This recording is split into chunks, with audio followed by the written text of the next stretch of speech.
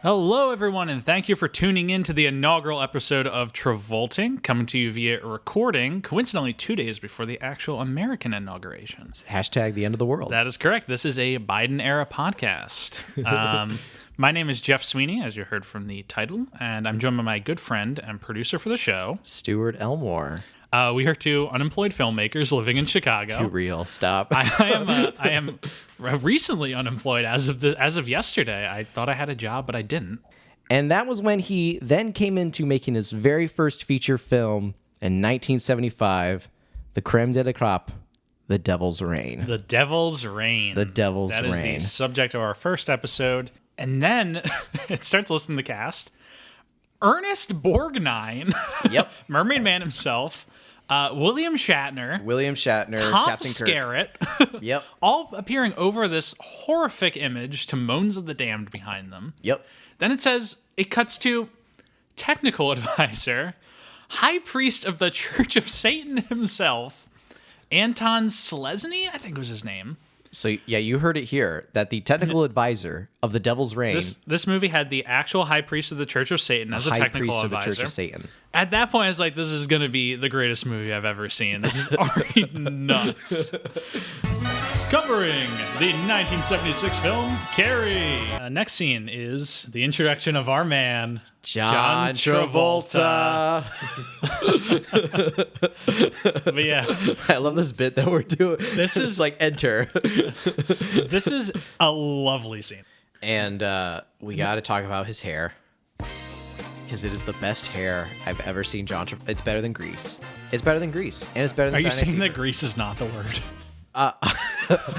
I'm saying that out of all John Travolta hairdos that I have seen, and who knows, I might see another movie where he has long hair and I'll feel differently. But to this day, 2 episodes in, I'm going to say this hair is the best hair. All right. Well, now you got to keep up with that, you know? We're going to do the hair ranking. I will do the hair ranking with John Travolta. At the end of this podcast, we will rank all 66 movies and we will rank all 66 hairdos. Currently, as it stands, Carrie number 1, Devil's Reign number 2, and then I'm sure Devil's Reign is going to fall deeper on the list because he's wearing a hood. You never see his hair in Devil's Reign. He's always wearing a hood.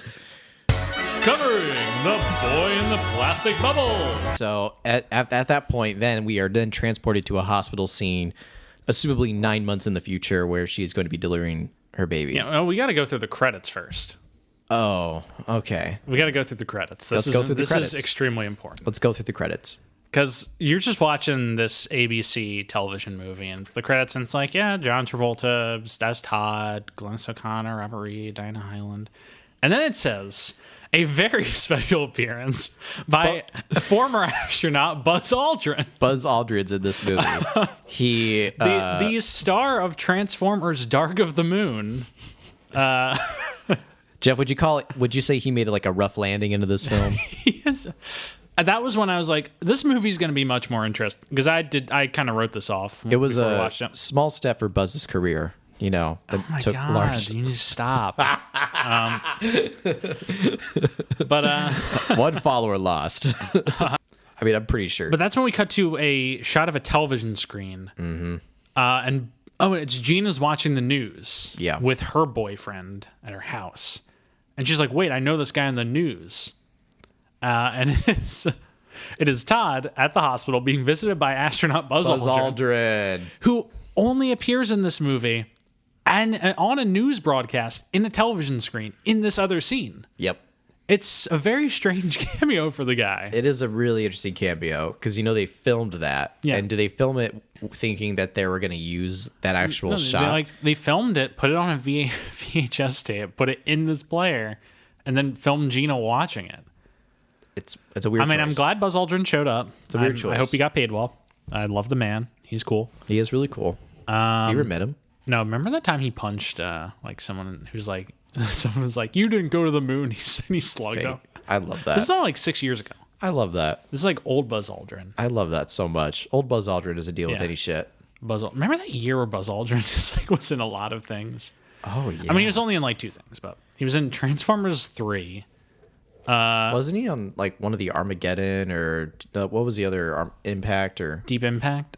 Maybe was he in one of those? I don't remember, but he was in Mass Effect 3, the video game. Jesus Christ! Where it turns out he's been telling the story of this whole series to his granddaughter. Oh. So Buzz Aldrin, he was in Transformers: Dark of the Moon, where he tells Optimus Prime, from one space traveler to another, it's an honor. It is. So the boy in the plastic bubble. From one space traveler to another. We can't get into Transformers, bro. Not today. It's only episode 3. It's an honor. And then Optimus Prime says, all right. So, the honor is mine. Then there's a scene afterwards where Gina Optimus approaches. Prime comes in. Stop. Gina asks Todd's dad if she can help. Covering Saturday Night Fever. And it's just like, you could tell in that scene, he's like a little bit uncomfortable. He's like, hey guys, let's not talk about that right here. And so they go to White Castle together. Yes. Hate White Castle. We are never going to be sponsored by White Castle. Yes. White Castle, if you're listening to this, I don't like your products. Go fuck yourselves. Your burgers are trash. We're never sponsoring White Castle. Can we agree on that? Yes. Okay. We are alienating so many people. We're never sponsoring White Castle, but they go to White Castle. And very vintage White Castle. A very vintage White Castle. Well, I mean, it is the 70s, so everything's vintage in that regard. Covering Grease. Which brings me to something that I did not realize when I first watched it, which is the scene afterwards when they have their pep rally outside. Oh, and there's the burning effigy of the gladiator in the middle. And their cheerleaders are doing circle dances around it, and they're all like holding sides, like tear them up, beat them apart. And literally I wrote down, like, because it's like a 7-season slump that's going to be brought out of it by Coach Calhoun, okay? And I wrote down an interesting cult-like pep rally where, they're dancing around a burning effigy of their opponent. Yeah, I watched it with my girlfriend, and I was just like, is that a hanging man? Yep. And she was like, it's a bonfire. Haven't you ever been to a bonfire? And I'm like, no, look to the left of the bonfire. And she's like, oh, there's just a hung gladiator. Right. Oh, we didn't talk about hair yet. Oh, you guys are rating the hair. Every podcast, I heard we rate the hair. I heard that. I love that this is catching on as a trend, Jeff, that we rate the hair. You rate the hair. But everyone's wanting the hair rating. So, well, first off, Kathy. Yes. Are you a short hair Travolta or a long hair Travolta gal? I like either one. Okay. Okay. I mean, the long hair is like the Vinnie Barbarino, like, was he Carrie? He was long hair in Carrie, which was very nice. Boy in the plastic bubble, long hair. Yeah. Maybe I'm a long hair Travolta. I'm definitely a long hair Travolta. I think maybe I'm a long hair. I think long hair Travolta is who you have summer loving with, and then short hair Travolta is who you bring home to mom. Right. And I can't remember what he looked like. So just know that I did meet the writer of Grease. It was cool, and I've now forgotten. It's questionable, I have to say. Very questionable. I'd like to really believe you, Jeff Sweeney, but yeah, I found my Facebook post from the time where I said I just met the writer of Grease, and that was all that was said. That was all that he put in his Facebook This post. is what I wish I had mentioned his name. How many years ago was this, Jeff? I think it's mid 2018. Okay, you seem to struggle a little bit for that. Mid 2018, you got a month there, pal. Is this what I'm about to be exposed for? I think are there writers like there's going to be a congressional subcommittee about me lying about me, the writer of Grease. Did you not say on February 15, 2021 at 1:47 p.m. that you met one of the writers of Grease in mid 2018 at a bookstore during the NCAA? Lindsey Graham's roasting me up on the stage. Covering moment by moment. I think there's a quote from Lily Tomlin in the publicity for this movie that I found that I think is actually essential for our thesis of this podcast. Okay. She talks about working with John Travolta, and she says, the first thing you notice about him is how sensitive he is and how sexy. But beyond that, it's as if he had every contradiction in him. Masculinity, femininity, refinement, crudity. It's all there. He has everything. It's incredible. Nothing exciting happens. It is rated PG, so even on the most baseline level of ways to get people to watch this movie, there's no like nudity or sex. Yeah. Every sex scene is they turn the lights off and then you just see an amorphous blob in the middle of the screen moving. Yep. For 2 minutes.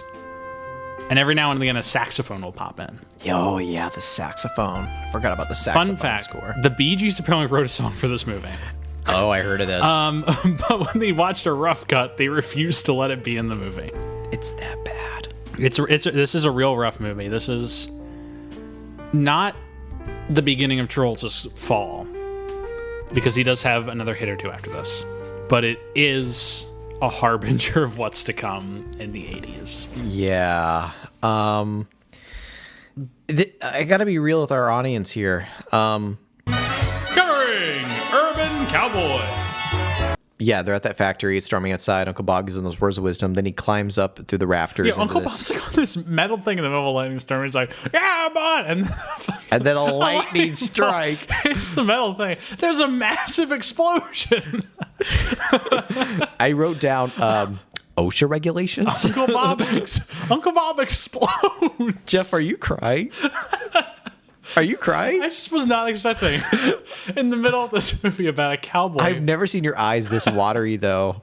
Like a cowboy. I can't tell if you're rides just a mechanical bull. I can't tell. To feature an explosion. I can't tell if you're just crying out of laughter or if Uncle Bob's death really affected you. Guys, like Jeff's really like crying. Are you okay, bud? No. Do you need a second? Do you need a minute? I'm all good. Are you sure? Wow, you really took that to heart. Ooh.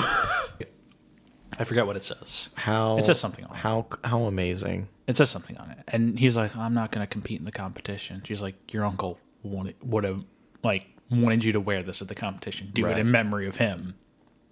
He exploded for you. What really is going to freak folks out is what happened after this is as Anchorin walks away, John looks back out on the prairie. The clouds part. Uncle Bob shows up. He's like, remember who you are. And John Travolta is just like, Uncle Bob, I don't know if I can do it. I don't know if I can do it, Bob. And Uncle Bob is like, remember who you are. Remember. John Travolta runs down the prairie. It's like, Uncle Bob, I don't know if I can win. I don't know. I've lost so much. Cut to bull ride contest. And yes, we're at the bull ride contest. That movie so sorry you guys had to hear straight that. up happened in the movie. Covering Blowout. And then she screams. And yes, she screams. But that scream. Can we let's all three do our best impression of what this scream is? Should we do it at the same time? No, I think we gotta go one at a time. And so this is my version of when we hear the scream, it's like oh Jeff. Mark. So needless to say, it's a bad scream. Yes. It's a really bad scream. And then we break the world of the movie into the sub. I mean, we break the sub movie into the movie. Into the actual movie, which is John Travolta, who is a sound technician. Mark, did you pull up the whole script? So if I wanted to bring up fun fact. That whole sequence is 8 pages in the script. Wow. It's 8 pages. And there's a bit more. Speaking of IMDb credits, I watched Minari over the weekend. Lovely movie. What? Minari. It's a film that just came out. Do you like sobbing? Sometimes. Sometimes I like sobbing. Great movie. But I looked up the kid in it. Kid Alvin S. Kim. He's like 10 years old. He plays David in the movie. My goddamn Has hero. the single cutest IMDb page I've ever read. Mm-hmm.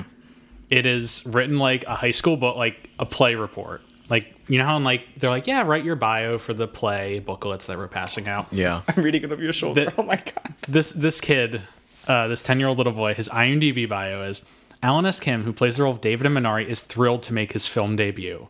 Recently, he was shown in the national campaign of Pottery Barn Kids.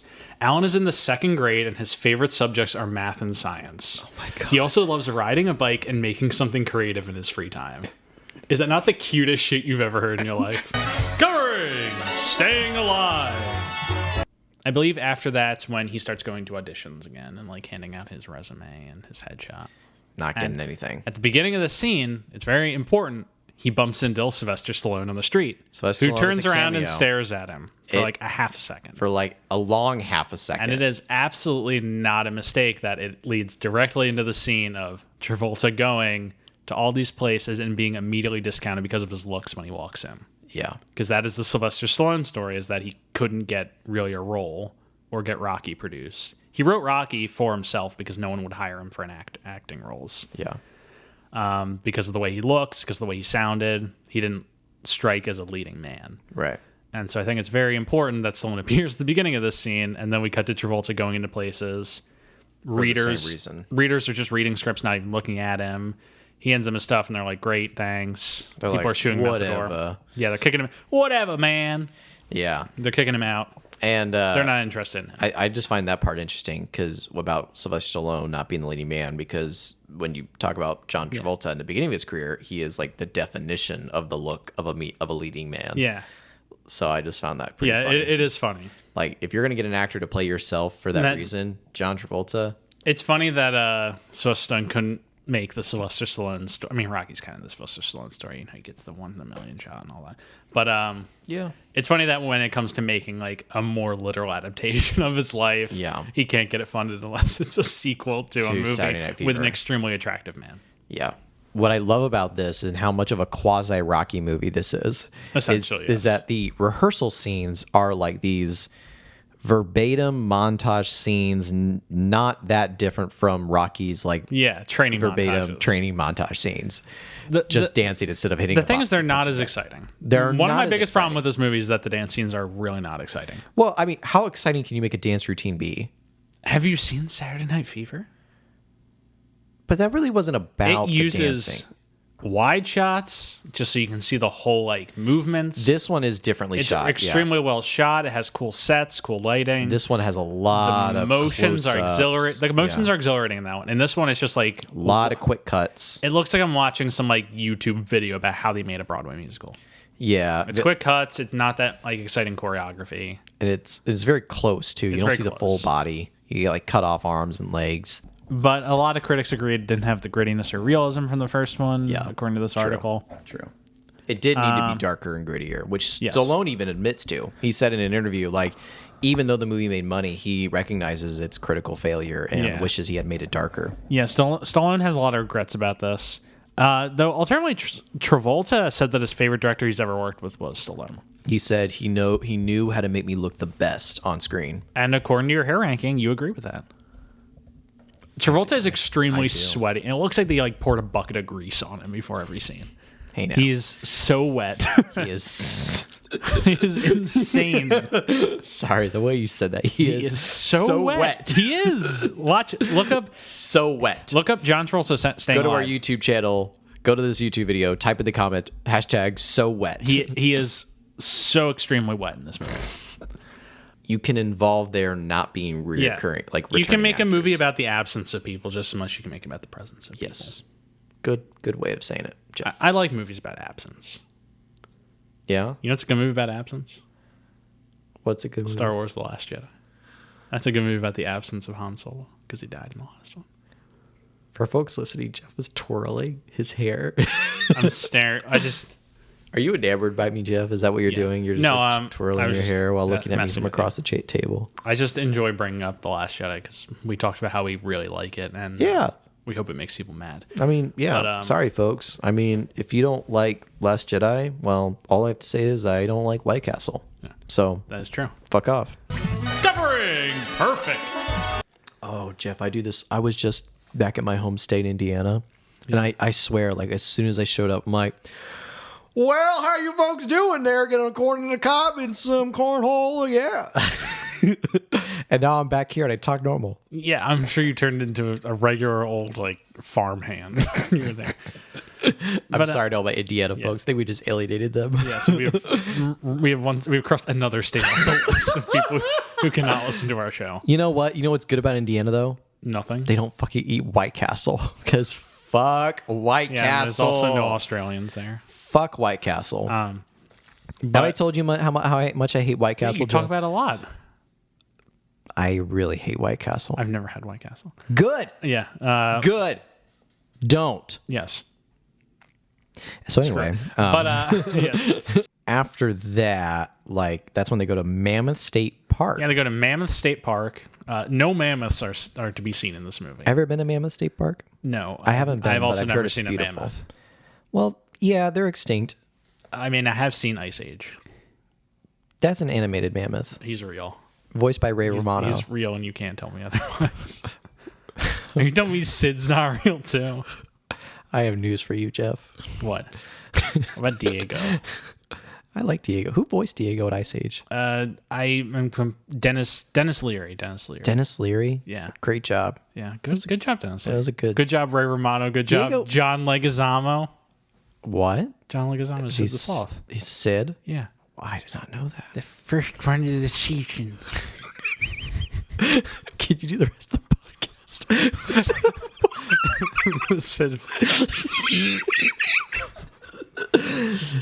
So they go to... Go to Mammoth State Park.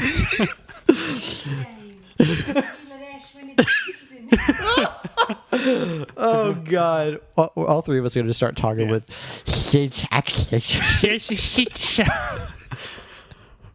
you can't throw. That was my Ray Romano. It was not good. No! Come on, man. They do this every year. Oh fuck Sorry, me! I had to chime in there. You don't just mention Sid the Sloth. this is now Sidcast. This is now the Sidcast. What if we deadass just spent the rest of us talking about Ice Age, and then when this episode comes out, we change all of our like podcast stuff on like Spotify, but it just says Sidcast. Anyway, There are like 100 Ice Age movies. There's like 5 at least. let's do Ice Age minute by minute. Because isn't there a squirrel spin-off one? No, there's a squirrel spin-off TV show. It's just called... Oh, there's a TV show? I think it's a TV show. I thought it was a rated R version like Logan, but they just called it Squirrel. Call it Sid. I mean, Scrat. Sid wakes up drunk in an Ice Age parking lot and his tires are getting looted, and so he goes on ape shit crazy and kills. Are you aware that by Ice Age 5 there were aliens involved in What? There's like an alien abduction subplot. Get out of the air. Wow. Yeah. There's 5 Ice Age movies. They're working on the 6th one right now. Do you remember there was a meme period when it was all about that baby? The baby from Ice Age. Oh, God. Also, shout out Josh Peck still getting work being in these Ice Age movies. Josh Peck is in it? He's one of the lemurs or whatever the hell they are. Were lemurs in the Ice Age? No, it's like the possum. The possums, that's it. Yeah. Who was the other lemur? It wasn't Drake. It's Sean William Scott. it wasn't Drake. That's a very missed opportunity with casting. You cast Drake and Josh as the 2 possums. Oh my goodness. It would have been would have been the same period too, right? It would have been the same period. The first Ice Age came out in 2002, and the most recent one's coming out in 2 years in 2022. What's it called? Ice Age: The Adventures of Buck Wild. You're making it up. I'm not. It's right here. What is it? Ice Age: Adventures of Buck Wild. Simon Pegg is coming back as Buck Wild. There's been Ice Age the Meltdown, Ice Age Dawn of the Dinosaurs, Ice Age Continental Drift. Dawn of the Dinosaurs. There's a dinosaur one. Yeah, it's where they find a hidden world of dinosaurs underneath the ice. There's Ice Age Continental Drift, which is the pirate one. Whoa. Where they find pirates on the high seas that they're trapped on an iceberg. And we straight up talked Ice about Age Collision Course. Ice Age for 5 minutes. Have you read the story about the walrus who woke up in Ireland? Yes, we talked about that on the last podcast with Blowout. No, it definitely did not talk about it in Blowout. It only came out last week. I'm pretty sure we did talk about it, though. Anyway, but it's this. Where the fuck are we? Oh, wait, no. We didn't talk about it on the podcast. I was over at your guys' apartment and we talked about it when Adam Campbell was there. Our good friend Adam Campbell. He will be on Phenomenon. He will be on the Phenomenon anyway, episode. So if you folks listen and haven't heard, this is divergent, but, it relates to Ice Age Continental Drift. Which is not related to the episode we're talking about. But there's a walrus in the Arctic. I thought it was South America. No, it was the Arctic. It was the Arctic? Yeah. And he's just falling asleep. He's like sleeping on his like iceberg. The thing breaks off while he's asleep. Dude wakes up in Ireland. Where the fuck are we? He's like, just imagine being this walrus and you just fall asleep at home. And then you wake up and you're in Ireland. And you're in Ireland. He's on the beach and they're like, oh my God, how'd I get here? A fucking walrus. Yes. A fucking walrus. And it's the first time a walrus has ever been in Ireland. Crazy. He should be the star of Ice Age 6, not Adventures of Buck Wild. I think that walrus is going to get a spin-off movie. He should. It's going to be directed by Steven Spielberg called The Adventures of Tusk. Yeah. Tusk 2. Of no related to Kevin Smith. The Kevin Smith horror movie. Kevin Smith, we call you out. We have to make Tusk 2 about this walrus. You have to make Tusk 2 about this walrus. Have you seen Tusk? I've seen Tusk. What a fucked up movie. They turned the guy into a walrus.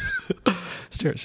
They turned him into a walrus. And you know what's the crazy part? What? They leave him as a walrus. They don't kill him or turn him back. They say, Justin Long, that's who he is. They leave Justin Long. Legend has it that Justin Long is still there. That's why he hasn't been in any screaming his movies. lungs out, painfully asking to be put down, and nobody is doing That's it. why he hasn't been in any movies recently, because he's still in the walrus costume. No, not the costume. They actually changed him into a walrus. They did change him into a walrus, and he's still. Rest in peace, Justin Long. Yeah, he's dead. Sorry, Justin Long. Sorry, Justin Long. But your recent passing awayness. I would love to have Walrus Justin Long on this podcast. Walrus Justin Long come on the show. And I would just love to ask him who his else thoughts. should come on? Sid the Sloth. Come on the podcast, Sid. Well, here's the thing. So, what do we call Walrus Justin Long? Wallong. Next. Wallong. Next. Justice. Justice Wallong. I'm not feeling any of these. This is the name. That's canon. It's the name. Justice Wallong. Come on the show. But when he does, because doesn't he cut out his vocal cords? Yes. So he's going to be like, so what'd you think of the movie? It's going to be... I was going to say... He's going to be like... I was going to say we could do it Stephen Hawking style. Oh. Where he's like the computer voice thing. Yeah. I don't think he could fit through my door. We'll get him in. You seem very confident with that. We'll get him in. We'll get him in. We'll make it work. How are we going to drive him through Andersonville, Chicago? We'll go to him. We'll go to him. We got to rent a pickup truck. We'll go to him. We do have a mobile setup. Yes. We'll go to you. He did kill a human, though. It's fine. It's a savage walrus. It's fine if he's a big fan of Get Shorty. We'll have him on. Do you think he is? I hope he is. He was originally a podcaster. Yeah. The character Justin Long. Yeah, I know. It's a movie about podcasters who turn into walruses, and then Johnny Depp plays an investigator named Guy Lapointe. Do you think that's metaphorical for what's going to happen to us, Jeff? Yeah, we're going to turn into walruses. And then Johnny Depp's going to investigate us. We're going to say, no, get away from me. If you and I okay, so here's the scene. You and I, we're in 2000s Travolta era, and we're running dry on guest. Okay? We're desperate for a guest. You are aware we have all of the 2000s booked already. So now hear me out. All right, then the 2010s. Okay. Okay. So we're in the 2010s John Travolta, and we're dying to have a guest on. We got to have somebody, right? So then what do? We drive up to Canada, and our initial guest drops out. So we just have to find some random person. So we get the walrus guy. And then he offers us some coffee, some water, and we start talking about the movie. Next thing you know, we turn into walruses. If that happens, Jeff, just kill me. Yes. And I will try to kill you, but one of us is going to have to stay alive. Because I don't think we can equally kill I'll each stab other. myself with my own tusks. It's fine. It'll just... Yeah. It'll be quick and easy. I'm mimicking a walrus move of suicide. You know what that would be? What would that be? That would be perfect. Nice. Yes. I can't believe I'm the one who had to guess back. So I want to let you know that we started going off that track at the 50-minute mark. we have just crossed the hour mark. Okay, so cool. we straight up did 10 minutes of just Ice Age, Good. And Tusk. Yes, good movies. All right, all 5 of them. That was a perfect conversation, Jeff. Yes. You know what else is perfect? Not this movie. But Not this movie that we were initially. You know what this movie is? It's pretty okay. That should be the title of this movie. Pretty okay. Pretty okay. Covering Basements, The Dumbwaiter. It's almost like this. It's all metaphorical, and it flew over my head because I need to see I need to see a good adaptation of this play to understand what's happening. I think it was partially just the barrier of not understanding half the dialogue, that it was low quality recording. You know what's a better movie about 2 souls finding their purpose in the universe? What? Pixar's Soul. Soul, pretty good movie. It's a pretty good movie. Yeah. Deals with some of those. You know issues. what it's about? It's about soul. About a soul. Pixar's been getting more and more meta. First, it was like, what if toys had souls? What if toys had feelings? What if monsters had souls? What if skeletons had souls? What if feelings? What if feelings had souls? And now there's just like, what if a soul had a soul? I literally don't know how they can make any more Pixar movies. They should shut the company down. They've hit their apex. Yeah, I'll be interested to see what they do. It's gonna be, what if an atom as part of a soul had a soul? Ooh, like particles and quarks. Yeah, it's gonna get into particles and quarks and shit. Oh god, it's gonna be about atoms being the building blocks and all that. Eventually, they're gonna make a statement that God doesn't exist. Yeah, eventually, Pixar's gonna make a movie called God's Not Real. God is dead. God is dead. It's gonna be the same poster for the God's Not Dead. It's gonna say God is dead. God is dead. And instead of the girl, you know how in the poster for God's Not Dead, there's the girl putting the N up. Putting the N up. Yeah, it's gonna be like a cute little Pixar thing. A Pixar demon putting up the is dead. God is dead. They're gonna make such an atheistic claim. It's gonna make a schism in like their audience community. It's still gonna be like as cute as a normal Pixar movie, but it's gonna be entirely about the cold like harshness of the universe and how it's not designed intelligently, like futile existence. And at the end of the movie, an atom which is drifting out into there's a void in the universe. It's called the You know what happens at the end of it, actually, though? No, hold on. Let me keep this train going. There's a specific void in the universe, and what voids are is meaning it's like it's like a pocket of space where there's no stars. Yeah, meaning it's just pure blackness. Yeah, there's just nothingness. So what's going to happen at the end of this movie is a particle finds itself, a particle with feelings, with a soul. Yeah. So it has a face drawn on it, is wandering in the universe, and it's like, where am I? What's happening? And they say like, this is the outside. Everyone wonders what's the outside. This is the outside. And we focus too much on the outside when we should cherish what's on the inside. Yeah. And then you know what actually happens at the end? What? After that, it does like a super fast replay of the rest of time. And it's just the big crunch happening in the universe collapsing in on itself. This is all set to a new Randy Newman tune where he's just like, he's like,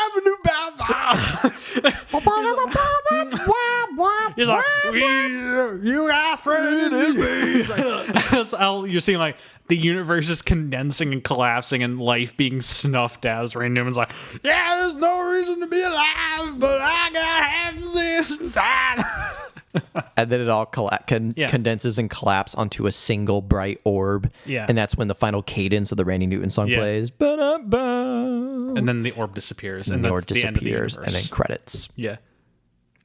We just wrote Pixar. Directed by Brad Bird. Brad Bird or Andrew Slater. Andrew Stanton. Pete Docter. Directed by Pete Docter. That'd be Pete Docter. He did Soul. But he did Soul, Inside Out, Up, Monsters, Inc. All like the really metaphysical ones. Interesting. What did Andrew Stanton do? Finding Nemo, Finding Dory, and WALL-E. He's more of the family, finding yourself sort of thing. Yeah, I like him. I like his. WALL-E. He also directed episodes of Stranger Things. Oh, that's cool. And John Carter. Who was the other guy? The very big name. I think he did the Toy Story. Yes, Lasso Huggenbear himself, who got fired from the company for inappropriate actions. Oh, really? Yeah. Did this happen recently? This happened like 3 years ago. You know how in Toy Story 3 there's Lotso Huggenbear, who just walks around and he's a big jolly bear and he just hugs people. That was John Lasseter. John Lasseter got fired because he would just go up to women and hug them in the office. Oh. So try watching Toy Story 3 again with this knowledge. So This was 3 years ago and he hasn't been back? He's not been back. He's working at like Sony, I think, or DreamWorks. He's working somewhere else. What did he do before that? Like, what were his main things? He did Toy Story 1 and 2 and Cars 1 and 2 and Bug's Life. Oh, Bug's Life. And those are all great movies except for Cars 2. Yeah. And he didn't like do anything aggressive. It was just but he was inappropriate still behavior. being very inappropriate. Yeah, it was just inappropriate behavior in the workplace. Yes. And so then who justifiably he no longer works there. Yeah. Who took over 3 and 4 Toy Story? Toy Story 3 was Lee Unkrich, who also did Coco. Great. That was Toy Story 3 is amazing. Yes, and Toy Story 4 was by Josh Cooley, who was co-directing with John Lasseter when he got fired. Gotcha. Which one's your favorite, 3 or 4? Toy Story 2. No, I understand. But Toy Story 2 is the best. It's one of the best, like, Toy Story movies. 2 is really, really good. Don't get me wrong, but let's just look at 3 and 4. And I'm only asking that because there is debate with 3 and 4. Yeah, 3 is better than 4. 4 is my least favorite. I like 4. I still like it. But 4 is the most beautiful. it looks really nice. You can't deny that 4 is the most beautiful. Oh, yeah, it looks really nice. And there's so many beautiful images. Yes, it is a gorgeous movie. Gorgeous. But you think story-wise 3 rules. 3 is so much better. 2 is the best, but 3... Why do you like 2 more than 3? 2 is the most amazing movie ever made. It's a movie explain. all that... the Jesse storyline's fantastic. The Jesse storyline, the Woody storyline. Watch that movie. The Prospector. No, here's the thing. Watch Toy Story 2. Okay. And watch how every scene ends with a shot that match cuts or segues directly to the next scene. It's literally every scene in that movie ends like that. Wow. It is amazing filmmaking to watch Yeah. in action. Yeah. But Toy Story 3, the end of the Andy saga. It makes me cry, you know. But you still think 2 is better. I'm a grown-up baby, so... Well, we're Andy's age. Toy Story 2 is an extremely adult, mature, like, exploration. I don't want to say it. It's still a kid's movie, but it has a very strong way of looking at, nostalgia and growing up and all this stuff that I just find very powerful. Mm-hmm.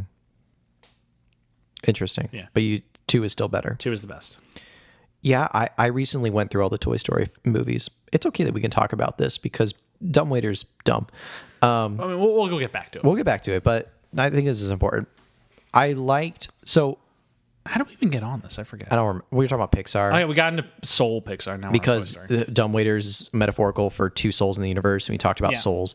So I'm going to say something that I think might be a little bit controversial to the audience, which is when Toy Story 4 came out, I planted my flag and said this is the best Toy Story movie. I love Toy Story 4. Throw you out a window. I think I was just so enamored by its look. It is unequivocally, like the images without the context of the story can make you cry. And then it's still a good story. It's still a good story. So when you add those small pieces in addition to this beautiful imagery, like every shot makes me want to cry for how the beautiful craftsmanship of it. Mm-hmm. Toy Story is like our great existentialist saga.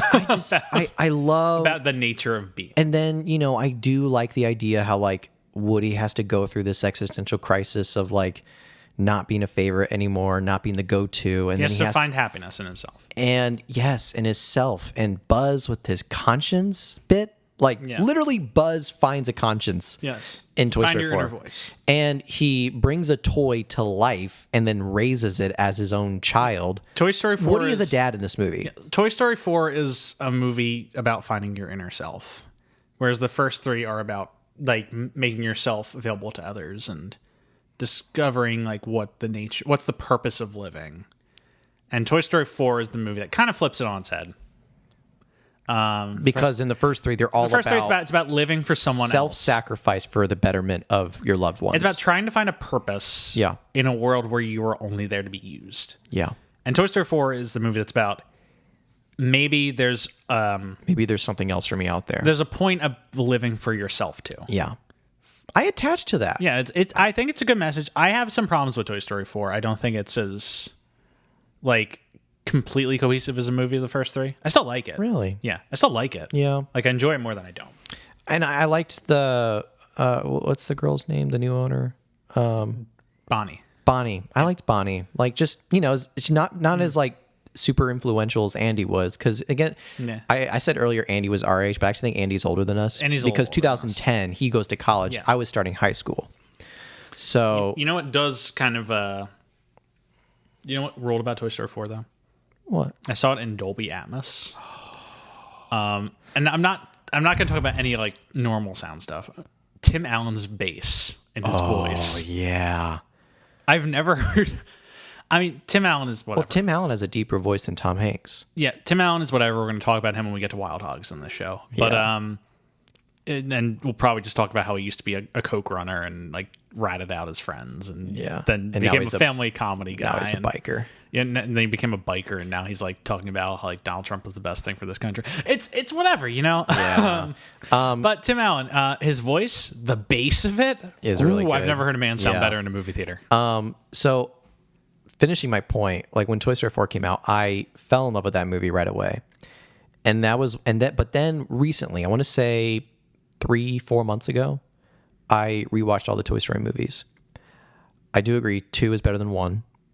1, while being amazing, 2 is better than 1, but 3 got me a little bit more emotional just because it was very much about stages in life. That's kind of the message that I got on it, where they're all thinking about what is next, is next, and whether that's the attic or the trash or the daycare or a new owner. Andy from high school to college, moving on, giving his toys up, and like all of those moments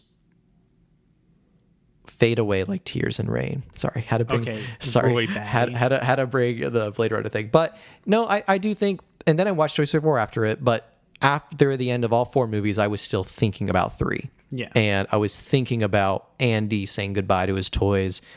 The slight glimmer of hope that maybe he sort of sees like a being within, like not even like a presence, an emotion that's with those toys. Yeah. He doesn't quite know they're alive, but he knows like there's an important presence with those toys in terms of his upbringing. I know I went on a huge thing, but all to say that after rewatching them all, I ended up rethinking, and now I believe that Toy Story 3 is the best. I'm gonna do my ranking is probably 2, 3, 1, 4. 3 and 1 interchange. Mine is 3, 4, 2, 1. 4 and 2 interchange. But 4, it's just the images in 4 you cannot deny. Yeah, but I think that there's so much more good story and thematic in 2. And then I don't know. You know how we're having a really impassioned conversations right now debating the Toy Story movies in the middle of this dumbwaiter. I don't want to leave this though, Jeff. I know we have to. This but is I also don't the first time we've had like probably an impassioned debate on the show. And it's about something we're not even covering in this show. I know we are eventually have to go back to the been in lockstep in agreement about every movie we've covered. Yeah. And I mean, I respect, do agree. I know exactly why Toy Story 2 would be I think the you're best. absolutely wrong, a charlatan, and should eat the curb. I just want the audience to recognize that here I am acknowledging and appreciating Jeff's stance, and then he rails me. Stuart's just wrong. It's fine. All right. Tweet. It's fine. We can't tweet at us. People can't be right in this world unless other people are wrong. So tweet at us at Travolting Pod, or comment on our Reddit, or comment on our YouTube channel, whichever one, and say what is your favorite Toy Story movie? Yes. Do you agree with Jeff? It's Toy Story 2. It's Toy Story 3. It's Toy Story 2. It's Toy Story 3. Yeah. I appreciate you. I respect your opinion. I just think Toy Story 3 is better. You know what a movie is though? The Dumbwaiter. I can't even say good movie because it's not. But well, that was a weird transition. Yes. You know what a movie is? You didn't even say but here's what you could have done, Jeff. You could have said, but the Toy Story movies aren't dumb. But you know what is dumb? The Dumbwaiter. The Dumbwaiter. See, I just gave you one. But anyway, so these two guys, they're hitmen. They're hanging out. Look who's talking. Jeff, would you like to visually paint us the opening scene of this movie? Yes. So we begin in the uterus. Where all good stories start. All good. Wait, we got to call back the Boy the Plastic Bubble. What's it called? Begin the cesarean. So we begin in the uterus. The uterus. The uterus. There's all the tendrils. I don't know exactly what they're called. The tendrils. I picked the perfect time to take a drink of coffee. They're like waving back and Like a forth. sound effect. Like waving back and forth. And then who should enter? Who should enter? An egg. An egg. But later down the road. yeah, we get to see real Bruce Willis. Okay, later. she's having contractions and a taxi. She needs to get a taxi. Yep, she needs to get Right? a taxi. And guess who's driving the taxi? Hey, it's John Travolta.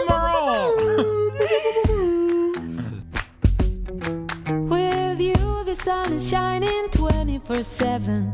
'Cause when we're together, it feels like we're in heaven. If it will get dark, you'll be my million stars. I know I can lean on you. Oh, you catch me like a leaf falling from a tree.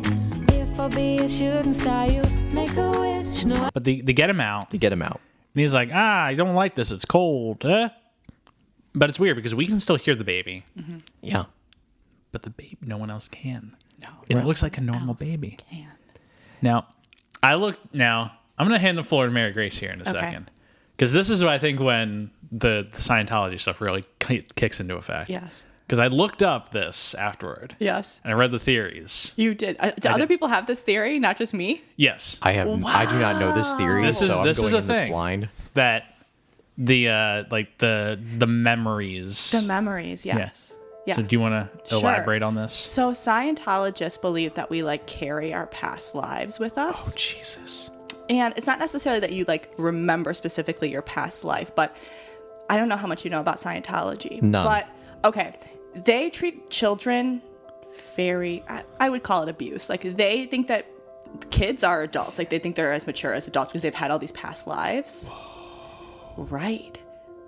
So that would make sense to me that he has this high level thinking in his brain going on because, right, he has his past lives and so he doesn't remember his past lives specifically. And he has the knowledge. He has the knowledge from it. Right.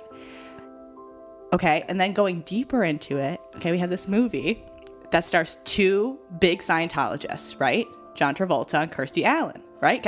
Excuse me. So I think that this baby is the reincarnated L. Ron Hubbard, right? Because of course L. Ron Hubbard would be born to Scientologists, a Scientologist mom. And I know this isn't what the sequels were about, but I think the sequel should have been then about Kirstie Alley helping her child discover that he is the reincarnated L. Ron Hubbard. And this speaks to your theory about John Travolta and the baby's creepy relationship. It's because John Travolta as a Scientologist is well, of course, this baby is very mature and blah, blah, blah. He maybe can't hear him, but I think he senses his thoughts because he's well, yeah, you're a baby, but I know that you really know what's going on because you've had all these past lives because we're Scientologists and that's what we believe. To my knowledge, the point of Scientology, Wait a minute! and Wait a fucking minute! the point of Dianetics is the Scientology is your life's pursuit is to unlock these memories. Those past lives, yes. So that too, when he's an adult, that could have been one of the sequels too, for him to figure that out. And so yes. the babies, it's the internal past lives that they're trying to unlock. Yes, and then him. it makes sense too that all the other babies can speak too, I think, and have all those high level thoughts because that's what Scientologists would believe. So I think too that would speak to why Kirstie Alley and John Travolta were this movie sounds great. This is why I want to be a part of this. Now, according to a brief search I did, around this time, Amy Heckerling and Bruce Willis were also dabbling in Scientology. I mean, they did not. This is Scientology propaganda. They were not people who stuck with. Neither of them stuck with it. But they were dabbling in. Hence why the sequels don't follow through with this. But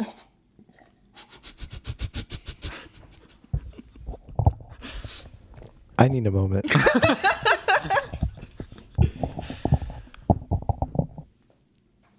So look who's talking. Look who's talking, L. Ron Hubbard. All right, so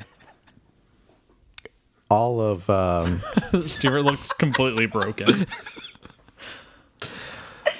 All of my previous conceptions and ideas and theories are just Stuart, you might as well just close your notes because honestly, we're not talking about the same movie anymore.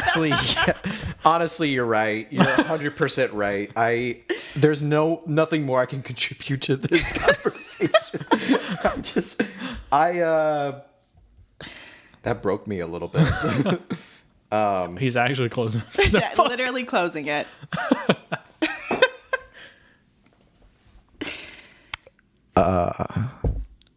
Okay. Yeah, this movie's about the search for your past selves. Yes. So can I, just to address that, like, because I was watching this trying to think of theories of like, there has to be like some weird ass screenwriter backstory that they know the audience isn't going to understand, but they understand in relationship to the baby having adult thoughts.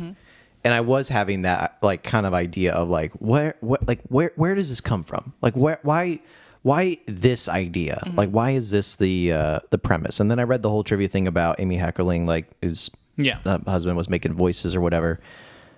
And I just thought, like, well, like, philosophically speaking, if we all are born with this adult voice in our head, does it ever go away? No, because that's your life's pursuit, is to use the Dianetics to unlock it. Exactly. So you mean to say that we have our own internal thoughts that we can hear, just our own internal thinking.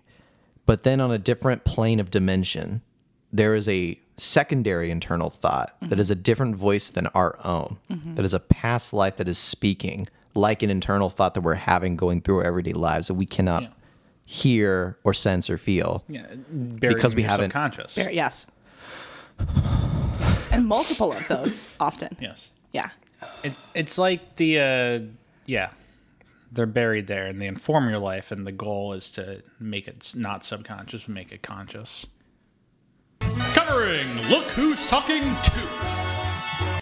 I just want to start off, if that's okay. Yeah, let's do it. Because the first thing I wrote down is we begin in the uterus again. Yes. ... It's another fallopian tube opening. Yes. Or as the experts call it, the fallopening. This is the only trilogy of fallopening movies. Fallopening. Yes. Actually, I lied. There's another movie that has a fallopening. The Naked Gun. I think 33 1/3. One of the 3 Naked Gun movies also starts within the uterus and has a full opening. Full opening. Yeah, the fallopian tube opening. The full opening. I'm gonna make a letterbox list called the full openings. Full openings. And share it on our Twitter and Instagram accounts the day this comes out. After this, the next thing I can think of is they put Mikey into Baby Jim. Baby Jim. Yeah, with Gilbert Gottfried. Oh yeah. Yeah, they bring him in, and it just like cuts this shot of Gottfried going, "All right, everybody, we're gonna dance," and he's like just this over enthused dance. Like, isn't that how he is in like everything? Yes. Gilbert Gottfried's literally, his humor is just him saying normal and sexual things, but in his voice, and it becomes funny. He could just read the dictionary and just be like, "All right, the aardvark is a queen," and I'm like, this is comedy gold. The 90s. Covering Eyes of an Angel. But the dog shows him, it's like, "Arr, arr." And it's just like, this is a tough dog. Stay away from my wife. I killed my wife. I didn't kill my wife. There was a man in my house, a one-armed man. I fought with this man. You find him. You find him. I don't know why that got to me.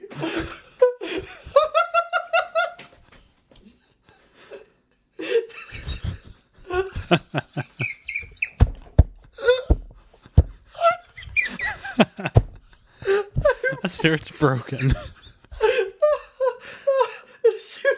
Oh my god. As soon as you said, like, I didn't kill my it just matched. Why are you videotaping me? Okay. Wow. I'm crying. Okay. So, yeah, the dog shows up. Yeah, the dog shows up. Yeah.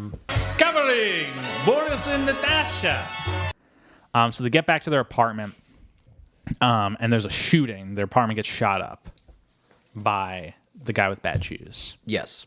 And they don't know who this is. And it also kills a bunch of the CIA. It kills a bunch of the CIA operatives who were listening behind the walls. Boris and Natasha are like, we gotta go deep undercover. So yeah, they book a room at another hotel in town. And what are they dressed as, Jeff? They dress as two Irish people. Two fat Irish people. Yes, and do you know what their names are? do you know? They're the obese.